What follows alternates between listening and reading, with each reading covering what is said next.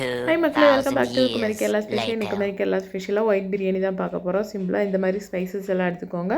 ஒரு கைப்பிடி அளவு சின்ன வெங்காயம் எடுத்துக்கோங்க, பெரிய வெங்காயம் ஒன்று எடுத்துக்கோங்க, நல்லா நைஸாக நறுக்கி வச்சுக்கோங்க. 3 பச்சை மிளகு எடுத்திருக்கேன், ஒரு தக்காளி, பச்சை பட்டாணி, புதினா, கொத்தமல்லி இவ்வளோதான் எடுத்திருக்கேன். அரிசி வந்து ஜீரா ரைஸ் எடுத்திருக்கேன், அரை மணி நேரம் ஊற வச்சுருக்கேன். அதுக்கப்புறம் நம்ம வந்து எடுத்து வச்சிருந்த ஸ்பைசஸ் சின்ன வெங்காயம் கூட கேஷ்யூ நட்டும் கொஞ்சம் ஆட் பண்ணியிருக்கேன் ஃப்ளேவருக்காக. ஏன்னா உள்ளே ஆட் பண்ணல, அந்த மாதிரி அரைச்ச பேஸ்ட்டாக எடுத்துக்கலாம் அப்படின்னு சொல்லிட்டு ஆட் பண்ணியிருக்கேன்.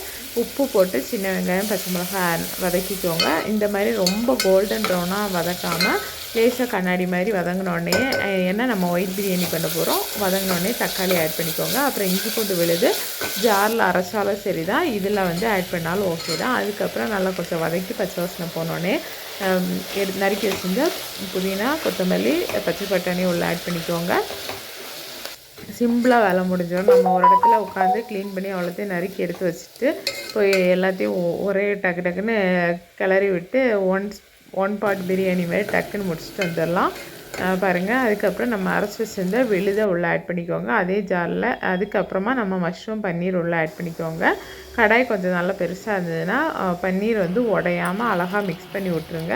அப்படி இல்லைன்னா அப்படியே டேரெக்டாக வந்து தண்ணி ஆட் பண்ணிக்கோங்க. ஏன்னா அந்த மஷ்ரூமோட தண்ணி வந்து கொஞ்சம் ரிலீஸ் பண்ணுவோம் இல்லையா, அதுக்கு ஏற்ற மாதிரி நம்ம வந்து ரைஸ் அதுக்கப்புறம் ஊற வச்சுருந்த ரைஸை நல்லா கழுகி உள்ளே ஆட் பண்ணிக்கோங்க. தண்ணியும் வந்து ஆட் பண்ணிவிட்டு லேசாக உடையாமல் வந்து கிளறி கொடுத்துக்கோங்க.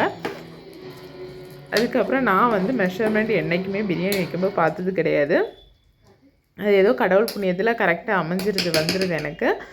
நான் வந்து எப்போவுமே இது பார்த்துட்டு இந்த லெவல்லேருந்து மேலே தண்ணி கரெக்டாக வந்து எல்லாமே நம்ம உள்ளே ஆட் பண்ணியிருக்கிறது எல்லாம் முங்குற மாதிரி தண்ணி ஆட் பண்ணிடுவேன், அவ்வளோதான். ஏன்னா மஷ்ரூம் வந்து மிதந்துட்டு இருக்கனால நான் வந்து அதுக்கு ஏற்ற மாதிரி முங்குற மாதிரி விட்டுட்டேன். அதுக்கப்புறம் பாருங்கள், தண்ணி எதுவுமே இல்லை, 2 விசில் வச்சு நான் எடுத்துகிட்டேன். கரெக்டாக ஜீரா ரைஸ் எல்லாமே நல்லா குக் ஆகி மிக்ஸ் ஆகி வந்துட்டு அதுக்கப்புறம் நம்ம சர்வ் பண்ணி சாப்பிட வேண்டியதுதான்.